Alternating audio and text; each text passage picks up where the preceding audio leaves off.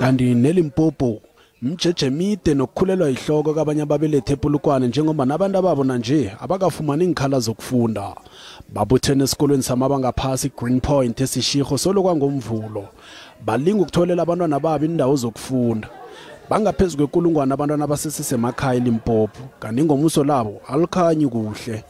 Ababelethi bathonya nakuthi abantu ababo sebaphundwe ngezinye imfundo. We got rejected by 2 schools and we were on top of the list. Right now it's January. The school reopened on the 11th. My kid is not at school. It's also really like frustrating. Our kids are not having schools. I don't know. It's just frustrating for us as parents and also the kids. We always suffer every year. Every January is this drama. Sesenjalo. Mnyango wezefundo eLimpopo uthi usebenza ngamandla uqinisekisa bona abantwana bafumana indawo engikolweni. We want to assure parents that we will do everything in our power to ensure that every learner is in class for the academic year 2023.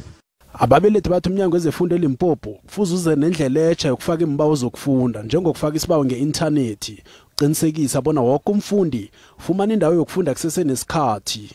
Bathi umraro lokho wabakhona neminyakeni edluleko bagcina sebekufaka abantwana babo engikolweni zangeqadi. Lokho ke kwabathinthi ngikhwama zabo zasala zidududu.